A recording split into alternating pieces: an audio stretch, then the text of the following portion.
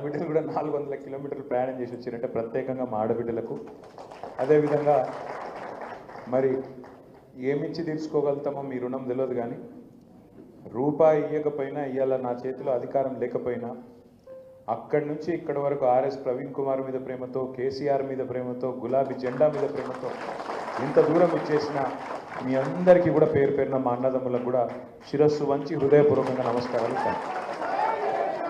సోదరులు శ్యామరావు గారు, మోయిన్ గారు, సోదరులు ఓదెలు గారు, అదేవిధంగా సోదరి వరలక్ష్మి గారు, తమ్ముడు మనోహర్ గారు మాట్లాడిన మాటలు బహుశా మీ అందరి మాటలు, మీ అందరి అభిప్రాయం అని నేను అనుకుంటా ఉన్నాను. దాదాపుగా అందరి అభిప్రాయం కూడా ఒకటే అనుకుంటాను.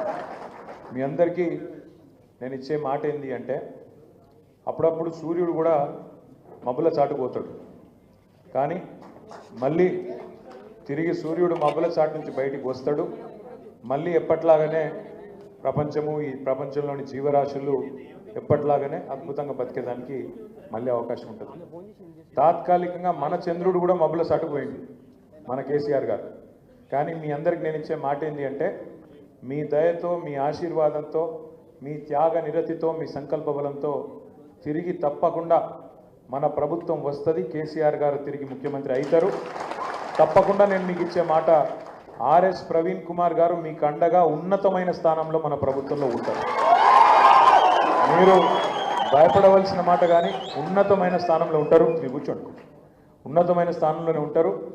మీకు ఇవాళ ఎట్లా అండగా ఉన్నాడో మళ్ళీ మన ప్రభుత్వం వచ్చిన తర్వాత కూడా అంతే గొప్పగా, అంతకంటే గొప్పగా అండగా ఉంటారు. సిర్పూర్ కాగజ్ నగర్తో నాకున్న వ్యక్తిగతమైన అనుబంధం మీ అందరికి కూడా నేను కొంత పంచుకోవాలి. నేను రాజకీయాల్లోకి తెలంగాణ ఉద్యమం ద్వారానే వచ్చిన.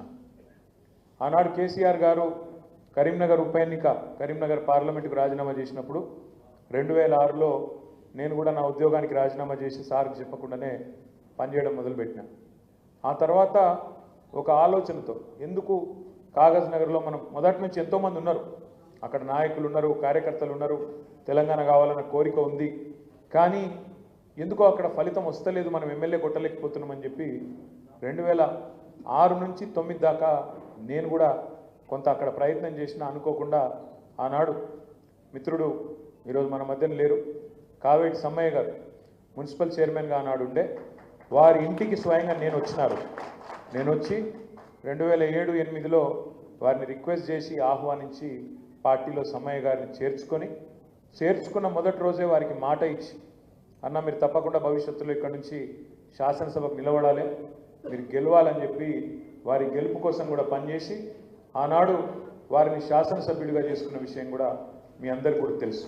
మీ అందరు కూడా ఆనాడు చాలామంది ఇందులో సమ్మానంతో పనిచేసిన వాళ్ళు కూడా అందరు కూడా ఉండవచ్చు. అట్లా వారు మొట్టమొదటిసారి గులాబీ జెండా ఆనాడు 2009లో కదా, 2009లో మొట్టమొదటిసారి రాష్ట్రంలో 10 సీట్లు గెలిచినాం మనం. ఆ 10ట్లో నంబర్ 1 సిర్పూర్ కాగజ్ నగర్ కూడా ఆనాడు గెలిచినాం. సరే, దురదృష్టం 9లో గెలిచినప్పటికీ మరి 14లో ఆనాడు రకరకాల కారణాల చేత తెలంగాణ రాష్ట్రం వచ్చినాక కూడా ఎందుకో కానీ ఓటమి పాలైనాం.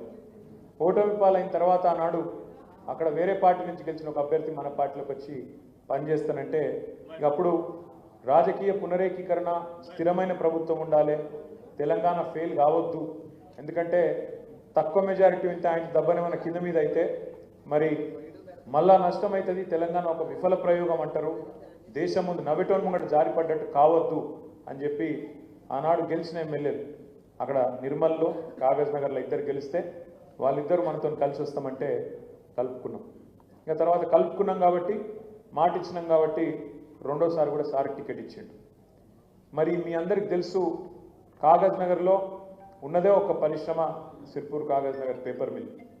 కాగజ్ నగర్ మీద ఉన్న ప్రేమతో, ఎందుకంటే నేను కూడా తిరిగిన మీ కాగజ్ నగర్లో సంబంధం ఉన్నప్పుడు, మీ బంగ్లా క్యాంపు చూసిన, అక్కడ బంగ్లా క్యాంపులో నిజంగా కాగజ్ నగర్ చాలా విశిష్టమైన వైవిధ్యమైన నియోజకవర్గం. ఒక రకంగా చెప్పాలంటే హైదరాబాద్లోనే భారతదేశంలోని అన్ని ప్రాంతాల వాళ్ళు ఉంటారని మనం అనుకుంటాం, కానీ కాగజ్ నగర్లో అన్ని కులాలు, అన్ని మతాలు, అన్ని ప్రాంతాల వాళ్ళు, దేశంలోని అన్ని ప్రాంతాల వాళ్ళు కూడా దాదాపుగా ఉన్నారు. అక్కడ ఉన్న మీ పరిశ్రమ వల్ల కానీ, లేదా బంగ్లాదేశ్ యుద్ధం తర్వాత జరిగిన పరిణామాల్లో కానీ రకరకాలుగా మరి అక్కడికి వచ్చి స్థిరపడి ఒక మినీ భారతదేశం మాదిరిగా అన్ని కులాలకు, అన్ని మతాలకు, అన్ని ప్రాంతాలకు మరి నెలవుగా ఉన్నది మీ సిర్పూర్ కాగజ్ నగర్ నియోజకవర్గం. ఇంకొక విశిష్టత ఏమంటే మీరు ఇక్కడ నుంచి 400 కిలోమీటర్ల దూరం, అంటే ఇటు ఆదిలాబాద్ ఎంత దూరమో అటు మీరంత దూరం, ఆడికెళ్ళికి రావడమే పెద్ద ప్రయాసం.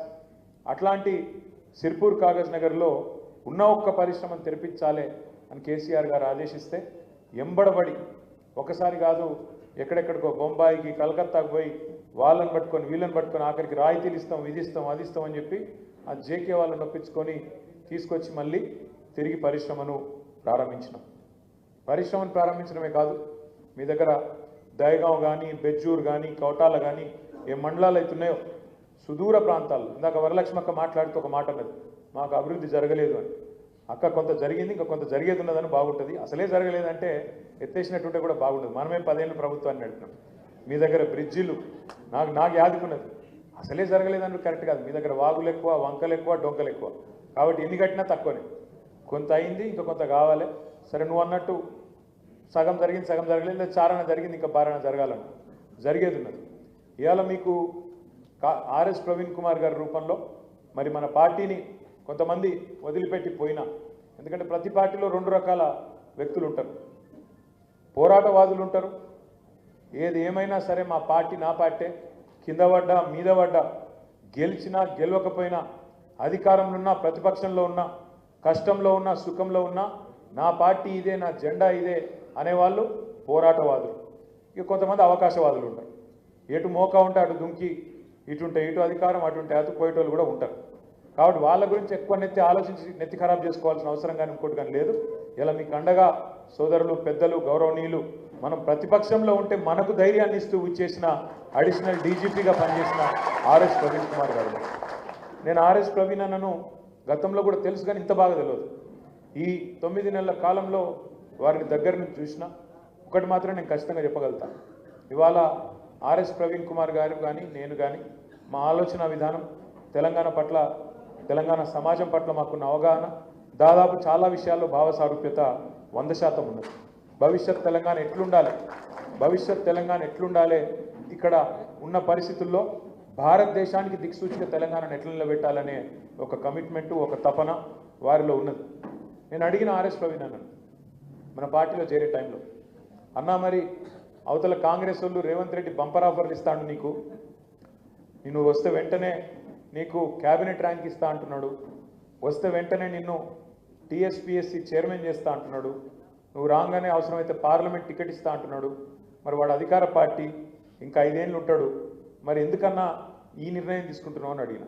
ఆయన ఒక్కటే మాట చెప్పిండు నాకు. ఆయన అన్నది ఏంటి అంటే, అన్న నాకు అధికారం కాదన్న ఇంపార్టెంటు, నేను నిజంగా చెప్తున్నా, సిన్సియర్గా చెప్తున్నా. సరే గతం గతహ నేను ఆనాడు బహుజనవాదం ఎత్తుకొని నేను బయలుదేరిన, ఇప్పుడు కూడా నేను బహుజనవాదంలో ఖచ్చితంగా ఉంటా, ఖచ్చితంగా రేపు కూడా ఉంటా. కానీ బహుజనులకు కూడా న్యాయం చేయగలిగిన నాయకత్వ సత్తా ఖచ్చితంగా టీఆర్ఎస్ పార్టీకి ఉంది, కేసీఆర్కి ఉందని నమ్ముతున్నా. అందుకే నేను వస్తున్నా, అధికార పార్టీ పిలుస్తున్నా, అది వదులుకొని నీ దగ్గరకు వస్తున్నా అంటే, నేను వారికి ఇచ్చిన మాట కూడా ఏంటంటే, అన్న నీలాంటి నాయకుడు ఉండాలి, తప్పకుండా నిన్ను చట్టసభలకు పంపే ప్రయత్నం బలంగా పార్టీ చేస్తుందని చెప్పి వారికి నాగర్ కర్నూలు పార్లమెంట్ నుంచి మనం పోటీ చేసినాం, కష్టపడ్డాం, 3,30,000 ఓట్ల దాకా తెచ్చుకున్నాం. సరే నేను అనుకున్నా, అన్న గొంతు పార్లమెంట్లో వినబడితే బ్రహ్మాండంగా ఉంటుంది, ఒక చదువుకున్న మేధావి తెలంగాణకు ప్రాతినిధ్యం వహిస్తే బాగానే ఉంటుంది అనుకున్నాం. మరి అనుకున్న దానికి భిన్నంగా కొంత జరిగింది. 8 సీట్లు కాంగ్రెస్ గెలిచింది, 8 సీట్లు బీజేపీ గెలిచింది పార్లమెంట్లో. కానీ తెలంగాణకు వచ్చింది ఏంది, గణితం నేర్చుకున్నారా మీరందరూ మ్యాథ్స్ చిన్నప్పుడు? 8 + 8 ఎంత? 8 + 8 ఎంత? 16. చిన్నప్పుడు మనకు లెక్కల పంతులు చెప్పింది 16. కానీ వాస్తవం ఏంటంటే తెలంగాణ విషయంలో మాత్రం 8 + 8 ఎంత? 0. 8 మంది వాళ్ళు, 8 మంది వీళ్ళు. జోగి జోగి రాసుకుంటే బూడిద రాలిందని వాడు గెలిచి పీకింది లేదు, వీడు గెలిచి పీకింది లేదు, వచ్చింది మాత్రం తెలంగాణకు గుండు 0. అందుకే ఒక కోరిక ఉండే, మన్నల్లో ఒక 5-6 రాడు ఉంటే పార్లమెంట్లో మన ఇలా నిన్న పాలమూరు రంగారెడ్డి ఎత్తిపోతల పథకానికి మేము జాతీయ హోదా ఇయ్యం అని చెప్పేసింది కేంద్ర ప్రభుత్వం. ఇవాళ 8 మంది వాళ్ళు, 8 మంది వీళ్ళు. కానీ ఒక్కరు నోరు మెదిపినరా? కేంద్ర బడ్జెట్లో రూపాయి రాలే, ఒక్కరు నోరు మెదిపినరా? కానీ అదే గులాబీ దండు అక్కడ ఉంటే, అదే ఆర్ఎస్ ప్రవీణ్ లాంటి ఎంపీ అక్కడ ఉంటే ఎట్లుంటుండే ఇలా అక్కడ గర్జిస్తుంటిమి, నిలదీస్తుంటిమి, కొట్లాడుతుంటిమి, ఎట్లా ఇయ్యమని చెప్పి అక్కడ అవసరమైతే గల్లబట్టి అడుగుతుంటిమి. ఓ గది తెలంగాణ గలం, తెలంగాణ బలం, తెలంగాణ దళం, మన గులాబీ జెండా, గులాబీ కండువా. అందుకే మీ అందరికి నేను మనస్ఫూర్తిగా మాటిస్తా ఉన్నా, ఆర్ఎస్ ప్రవీణ్ గారి నాయకత్వంలో మీరు రేపు స్థానిక సంస్థల ఎన్నికల్లో ముందుగా మీరు కొట్టాల్సింది. ఎందుకంటే ఇంకా 4 ఏళ్ళు ఇంకా ముంగట్టున్నది పోరాటం. ముందు కొట్టాల్సింది ఇప్పుడు స్థానిక సంస్థల ఎన్నికలు. దయచేసి నేను మిమ్మల్ని రిక్వెస్ట్ చేస్తా ఉన్నా, ముందు ప్రవీణ్ అన్నని ఇప్పుడు అక్కడ పంపుతాం మళ్ళొక్కసారి. ఇక్కడ కూడా మాకు అవసరం, ఎందుకంటే ఎన్నో సందర్భాలలో ఎన్నో విషయాల్లో ఆయన మేధస్సు, ఆయన విజ్ఞానం ఇక్కడ పార్టీ హెడ్ ఆఫీస్లో రాష్ట్ర వ్యాప్తంగా కూడా అవసరం. కాబట్టి వారిని రాష్ట్రమంతటా కూడా మేము తిప్పుతా ఉన్నాం, వాడుకుంటా ఉన్నాం. మన గురుకుల బాట అని పెడితే అన్న నేతృత్వంలో, ఎందుకంటే గురుకులాలకు సంబంధించిన సబ్జెక్టు ఆయనకు తెలిసినట్టు ఎవరికి తెలియదు, కేసీఆర్ గారికి ఆయనకు తెలిసినట్టు మాకెవరికి కూడా తెలియదు. కాబట్టి అన్న నేతృత్వంలోనే వాళ్ళ గురుకులాల పరిస్థితి ఇట్లా ఎందుకుంది అని చెప్పి అధ్యయనం చేయండి అన్న అంటే చేసి వెంటనే కేసీఆర్ గారికి ఒక రిపోర్టు, ప్రభుత్వాన్ని నిలదీస్తేందుకు ఒక రిపోర్ట్ ఇస్తే ఆర్ఎస్ ప్రవీణ్ కుమార్ గారు కేసీఆర్ గారి ఆదేశం మేరకు బయలుదేరిండు అనగానే మంత్రులు ఉరికిండ్రు, ఎంపీలు ఉరికిండ్రు, ఎమ్మెల్యేలు ఉరికిండ్రు, ఉరికినట్టు చేసిండ్రు, అడవయేదో తిన్నట్టు యాక్టింగ్ చేసిండ్రు, కానీ ఏం మారలే. పిల్లల పరిస్థితి నిన్నటికి నిన్న వేల్దండలో ఒక పాప అక్కడ నాగర్ కర్నూలు జిల్లాలో ఆత్మహత్య చేసుకున్నారు. ఇప్పటికీ 56-57 మంది పిల్లలు చచ్చిపోయినరు, 420 మంది రైతులు చచ్చిపోయినరు, 100 మంది ఆటో డ్రైవర్లు చచ్చిపోయినరు, 30 మంది చేనేత కార్మికులు కూడా మృత్యువాత పడ్డారు కాంగ్రెస్ ప్రభుత్వం వచ్చినాక. మీ అందరు నేను కోరేది ఏంటంటే, క్రికెట్ అందరికీ తెలుసు కదా, చూస్తారు కదా, అయితే ఆడతారు లేకపోతే చూస్తారు. గల్లీ క్రికెట్ అందరూ ఆడిన వాళ్ళే ఉంటారు ఇక్కడ దాదాపు. కాగజ్ నగర్ ఫేమస్ కూడా నా క్రికెట్కు. అయితే క్రికెట్లో ఏం చెప్తారంటే, నువ్వు ఎప్పుడైనా సరే క్రికెట్లో నెక్స్ట్ బాల్ ఆడాలి, అవుట్ కావద్దు. నెక్స్ట్ బాల్ ఆడాలి మొదలు. అందులో 6 కొడతావా, 4 కొడతావా, డిఫెన్స్ ఆడతావా, ఒక్క రన్ తీస్తావా, అది నెక్స్ట్. నువ్వు నేను నెక్స్ట్ ఓవర్ ఇట్లా ఆడతా, ఆ పైన ఓవర్ అట్లా ఆడతా అంటే కుదరదు.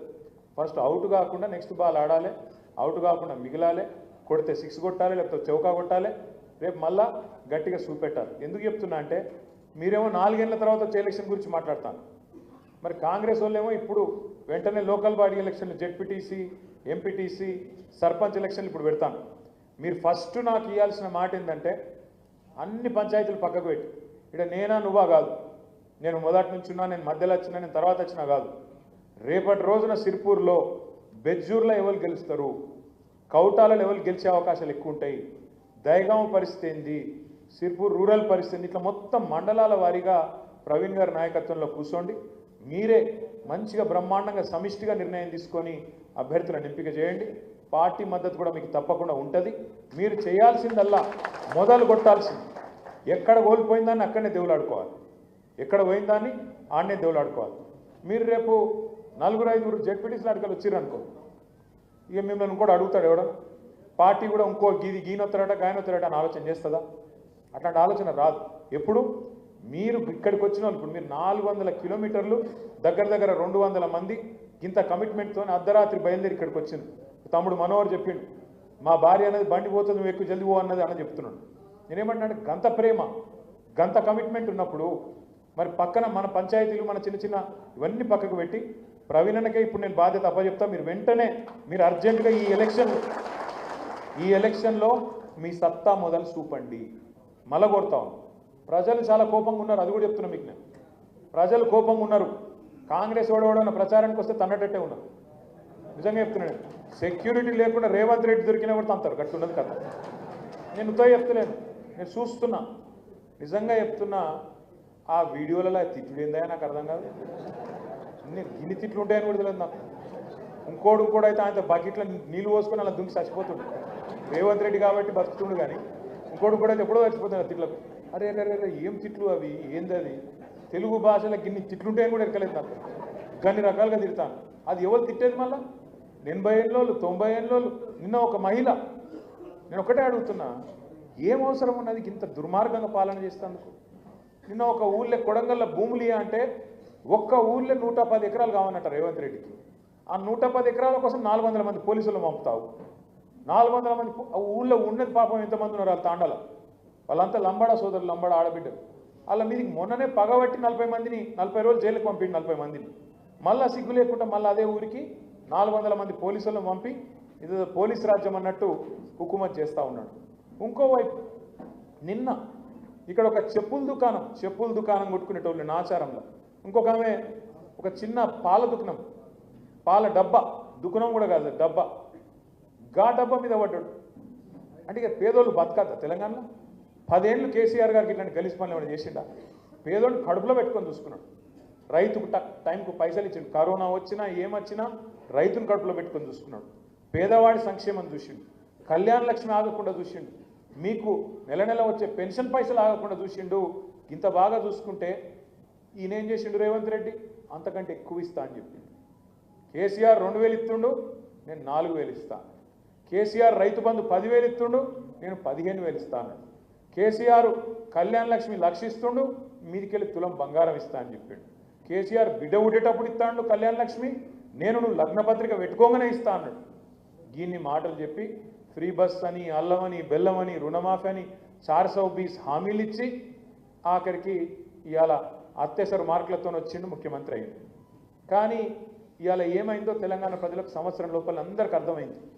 కాగజ్ నగర్ కావచ్చు, అలంపూర్ కావచ్చు, ఆదిలాబాద్ కావచ్చు, నారాయణ ఖేడ్ కావచ్చు, కోదాడ కావచ్చు, భద్రాచలం కావచ్చు, నలుమూలల తెలంగాణలో అందరికి ఒక విషయం అర్థమైంది.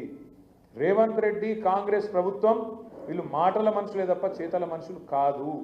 అందుకే మీకు ఇవాళ కాగజ్ నగర్లో 3 ఉండొచ్చు కాంగ్రెస్ నాయకులు, 4 ఉండొచ్చు, ఎంతమంది సిపాయిలని ఉండొచ్చు, కానీ ఒక్కడి కూడా 4 ఓట్లు తీసుకునే పరిస్థితి లేదు. అది మాత్రం పక్క. ఎందుకంటే మంట మీద ఉన్నారు ప్రజలు. ఏడ దొరుకుతారా కాంగ్రెస్ వాళ్ళని? ఇక మీకు బీజేపీ ఎమ్మెల్యే ఉన్నాడు, ఆయన ఇంకా గొప్పగా ఉన్నాడు. అసెంబ్లీలో చూస్తుంటే మాకు ఆశ్చర్యంగా ఉంది ఆయన చూస్తుంటే. తెలంగాణ పోరాటం జరిగి తెలంగాణ పోరాటంలో పిల్లలు చచ్చిపోయి 100 మంది చచ్చిపోయి తెలంగాణ వస్తే మీ ఎమ్మెల్యే ఏమంటాడు తెలుసా అసెంబ్లీలో? మా సిర్పూర్ని తీసుకుపోయి మహారాష్ట్రలో కలుపుకుంటాడు అంట. మీకు ఇంత గొప్పడు దొరికింది. మీకు చదువుకున్నాడు, డాక్టరు, ఏమైనా మాట్లాడితే కొంత జ్ఞానంతో ప్రజలు ఏమనుకుంటారో సోయితో మాట్లాడనా లేదా? అందుకే గిసొంటోళ్ళు మధ్యలో ఇవాళ కాగజ్ నగర్ నలిగిపోతుంది. మీరు దయచేసి నేను మిమ్మల్ని ప్రార్థించేది, మీ మనోవేదన మొత్తం అర్థమైంది నాకు. మీ మనసులో ఉన్న మాట నాకు అర్థమైంది. దానిలో ఏం అర్థం కాకుండా ఉండడానికి ఏం లేదు. కుల్లా సాఫ్ చెప్పింది మీరు. ఇక ఫలానా ఆయన ఇట్లున్నాడు, ఇంతకుముందు మమ్మల్ని ఇంత సతాయించిండు, అంతా మొత్తం నా నెత్తికెక్కింది, నాకు అర్థం కాలేదని మీరు అనుకోకూడదు. కాకపోతే నాకు ఒక బాస్ ఉన్నాడు కదా సార్కు నేను మొత్తం చెప్పాలి. చెప్పిట్లా మనోళ్ళు 400 కిలోమీటర్కి వెళ్ళి వచ్చిర్రు, ఇంత చెప్పిర్రు డీటెయిల్గా. మా వరలక్ష్మి అక్క కూడా చెప్పింది, ఇవన్నీ చెప్పి నేను మీ అందరికీ రిక్వెస్ట్ చేసేది మళ్ళీ ఒకటి. ఇవాళ రాజకీయాల్లో మనం గుర్తుపెట్టుకోవాల్సింది ఒకటి, ప్రజాసేవ చేయాలనే కాంక్షతోని ఒక్కొక్కరం ఇవాళ ఒక్కొక్క పార్టీలో చేరినాక కాకపోతే ప్రజలు దయదలిస్తే, ప్రజలు అవకాశం ఇస్తే తప్పకుండా ప్రజలకు సేవ చేసే భాగ్యం మనకు దక్కుతుంది.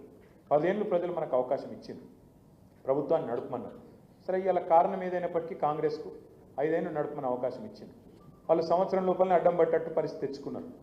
కానీ ఆ వ్యతిరేకత ఏదైతే ఉందో ఇవాళ కాంగ్రెస్ పార్టీ మీద, దాన్ని కనుక మనం ఇవాళ రేపటి లోకల్ బాడీ ఎన్నికల్లో చూపెట్టలేకపోతే, కాగజ్ నగర్లో మళ్ళీ ఒకవేళ పొరపాటున మనం గెలవకపోతే ఏం జరుగుతుంది? రేపు ఏమనుకుంటారు? వీళ్ళంతా గీడికి వచ్చిరు, కొంతమంది చెప్పిర్రు, కానీ వాస్తవం అట్లా లేదు, క్షేత్రస్థాయిలో పరిస్థితి అనే అవకాశం దొరుకుతుంది, సందు దొరుకుతుంది. ఆ సందు ఇవ్వద్దంటే ఏం చేయాలంటే మీరు దయచేసి ఏ మండలపోలో ఆ మండలం ఎంత కమిట్మెంట్తోనైతే గీడి దాకా వచ్చిండ్రో అంతే కమిట్మెంట్తో ఏ మండలంలో ఆ మండలం ఎవరు నిలబడ్డా సరే, నిలబడేది ఒకరికే వస్తుంది, టికెట్ ఒకరికే వస్తుంది. ఎమ్మెల్యే టికెట్ ఒకరికి వస్తే మనం 1000 మందిని కష్టపడితే ఆయన ఎమ్మెల్యే అవుతాడు. ఆ ఒక్కలకు టికెట్ వచ్చినా నాకు వచ్చింది అనుకొని మనం కొట్లాడితేనే రేపు జెడ్పీటీసీ అయినా ఎంపీ పైన మనం గెలుస్తాం. లేకపోతే మళ్ళా కప్పల తక్కడి లెక్క ఒకరు పైపోతున్నాడు, ఇంకోటి గుంజులు మూలు పెట్టిండు అనుకో, మళ్ళీ అడ్డం పడతాం, నవ్వేటోళ్ళం కూడా జారిపడ్డట్టు అవుతుంది. ఎవరైతే మరి ఇవాళ మనం ఓడిపోవాలని కోరుకుంటున్నారో, ఎవరైతే మనం గెలవద్దని కోరుకుంటున్నారో, ఎవరైతే ప్రవీణ్ కుమార్ అక్కడికి రావద్దని కోరుకుంటున్నారో, మరి వాళ్ళని నెగ్గేటట్టు మీరు చూస్తారా లేదా? దయచేసి ఆలోచించండి. నా ప్రార్థన మీ అందరితో. నాకు మళ్ళా మీకు చెప్తా ఉన్నా, ఖచ్చితంగా రాబోయే రోజుల్లో మళ్ళీ కేసీఆర్ గారు ముఖ్యమంత్రి అవుతారు. ప్రవీణ్ కుమార్ గారు కూడా ఉన్నతమైన స్థాయిలో, మీకు అత్యంత ఉన్నతమైన స్థాయిలో మీకు తప్పకుండా సేవలు అందిస్తారు. మీరు కాకపోతే ఇక్కడికి వచ్చి చూపెట్టిన కమిట్మెంట్, స్ఫూర్తి ఏదైతుందో, రేపు మీరు స్థానిక సంస్థల ఎన్నికల్లో అన్న నాయకత్వంలో కూర్చోండి, మంచిగా బ్రహ్మాండంగా కమిటీలు వేసుకొని అదే పర్ఫార్మెన్స్, ఈ జోషు, ఈ కథ ఇప్పుడు నా మీద చూపెట్టిన ఏదైతే ఉన్నదో ఆవేశం అంతా ఆగబట్టుకున్న ఆవేశం అంతా అవుతుంది. రాత్రంతా నిద్రలేనట్టుంది, అందుకే కొద్దిగా ఆవేశం కూడా ఉంది. నేను మీ అందరితో ఇంకొకటి, మీరు పోయే ముందు మన క్యాంటీన్లోనే అందరు దయచేసి భోజనం చేసుకోవాలి. నేను కూడా వస్తాను, మా వికారాబాద్ సోదరులు కూడా ఉన్నారు, వాళ్ళని పంపించి వస్తా. నేను కూడా వచ్చి మీతో పాటు భోజనం చేస్తా, తర్వాతనే పోతున్నాను. దయచేసి నేను మళ్ళొక్కసారి కొడుతున్నా, ప్రవీణ్ అన్నను మళ్ళీ చెప్తున్నా మీకు నేను అద్భుతంగా, ఎందుకంటే ఇంత కష్టకాలంలో నమ్మి కేసీఆర్ నాయకత్వాన్ని నమ్మి వచ్చిన అన్నను మనం తప్పకుండా మీరు ఎట్లయితే కాపాడుకుంటారో, గుండెలో పెట్టుకుంటారో అంతకంటే గొప్పగా చూసుకునే బాధ్యత నాది. కానీ మిమ్మల్ని కూడా కాపాడుకోవాలి, కాగజ్ నగర్ను కూడా కాపాడుకోవాలని ఆయన తపన ఏదైతే ఉన్నదో దాన్ని కూడా నిజం చేయాలంటే రేపు ఎంపీటీసీ, జెడ్పీటీసీ ఎన్నికల్లో, కౌన్సిలర్ ఎన్నికల్లో, సర్పంచ్ ఎన్నికల్లో మీ సత్తా చూపెట్టండి. గులాబీ జెండా కొత్తది కాదు, కారు గుర్తు కొత్తది కాదు, కేసీఆర్ కొత్తది కాదు. ప్లస్ ఇలా కాంగ్రెస్ వాళ్ళ మీద, బీజేపీ వాళ్ళ మీద ఇక్కడ దాకా కోపం ఉంది. మనం కరెక్ట్గా కలిసికట్టుగా కొట్లాడితే, ఇవి 5 ఏళ్ళు అలగలగుంటేనే ఇరిసిపారేయచ్చు. ఇట్లా ఒక్కసారి పిడికిలు బిగిస్తే, గట్టిగా గుద్దితే కాంగ్రెస్ వాడు, బీజేపీ వాడు కాగజ్ నగర్లో మాయమవుతారు. ఆ శక్తి మీకుంది. శక్తి మీ దగ్గర పెట్టుకొని నన్ను వచ్చి ఇక్కడ డామ్ డూమ్ అంటే నన్ను నడవదు. మీరు గట్టిగా గుద్ది 6 మండలాలే 7 మండలాలు 6 గెలిపించుకరాని ఇదే భవన్లో కూర్చొని మీరు ఏం చేయాలనో అది చేద్దాం. రాజకీయం అంతా కాగజ్ నగర్ది, మీరు నిర్ణయించండి. నేను నిర్ణయించడు కాదు, పార్టీ నిర్ణయించడు కాదు. మీరు గట్టిగా అనుకుంటే, ఎక్కడోళ్ళు అక్కడ తగులుకుంటే ఇంతకంటే పెద్ద సైన్యం కూడా అవసరం లేదు. వాస్తవం చెప్పానంటే గంగి గోవు పాలు గరిటెడైనను చాలు. అర్థమైందా? గంగి గోవు పాలు తక్కువనే ఉండొచ్చు కాక, గట్టిగా పనిచేసే వాళ్ళు, కమిట్మెంట్ ఉన్న వాళ్ళు కొంతమంది ఉన్నా చాలు. ఇప్పుడు మోయిన్ చెప్పిండు, 25 ఏళ్ళు కింద పడ్డా మీద పడ్డా నేను ఇళ్ళనే ఉన్నా, ఎక్కడికి పోలేదన్నా, పార్టీ ఆపోజిషన్లో ఉన్నా, పొజిషన్లో ఉన్నా, ఏ పొజిషన్లో ఉన్నా ఇక్కడనే ఉన్నా, నాకు పార్టీతో నేను లాభం కాలేదన్నాడు. నేను అడిగిన, ఏం చేస్తావు మోయిన్ అని? ఏం చేస్తావంటే, అన్న నేను ఒక ఫ్లై యాష్ నడుపుకుంటా, నాకు నెలకు 20-25 వేలు వస్తాయి, అందులోకెళ్ళే పార్టీకి కూడా ఖర్చు పెడతా, కుటుంబాన్ని కూడా కాపాడుకుంటున్నా అని చెప్పిండు. ఒక గిసొంటోళ్ళు ఉన్నాక, అంటే ఆయన ఒక్కని పేరు చెప్తున్నా అనుకోకరి, అక్కడ చాంద్ ఉన్నాడు, ఇంకా చాలామంది ఉన్నారు, ఇంకా శ్యామరావు ఉన్నాడు, ఇంకా చాలామంది పెద్ద వాళ్ళు ఉన్నారు. ఇట్లా ఉన్న కమిట్మెంట్ ఉన్న నాయకులు కొద్దిమంది ఉన్నా మనకు ఫలితం వస్తుంది. దయచేసి ఫలితం దిశగా ప్రయత్నం చేయండి. ప్రవీణ్ అన్నను, కాగజ్ నగర్ను 100% రాజకీయంగా కరెక్ట్ నిర్ణయం తీసుకొని కరెక్ట్గా ముందుకు తీసుకుపోయే బాధ్యత సార్తో చర్చించిన తర్వాత నాది అని చెప్పి కూడా మీకు తప్పకుండా మీకు ప్రార్థన చేస్తూ, ముందుగా మీరు 7 మండలాల్లో మీరు గెలిచి చూపెడితే ఆటోమేటిక్గా అన్ని దర్వాజాలు బంద్ అవుతాయి. నన్ను చెప్పమంటుండు, అన్ని దర్వాజాలు అందరికి బంద్ అవుతాయి. మీరు పని చేసి చూపెట్టిన మొదలు నాకు జై తెలంగాణ. వాళ్ళు పాపం వికారాబాద్లు కూడా వెయిట్ చేస్తాను. మీరు కూడా 400 కిలోమీటర్లు పోవాలి. అందరు భోజనం చేసి పోవాలి. ఒక్కరి కూర్చోండి ఫోటోలు దిగుదాం, కూర్చోండి. మీరు ఆగమాగం చేయకూర్రి. మరి మండలాల వారికి వెళ్తాం ఎట్లా? Thank you. జై తెలంగాణ.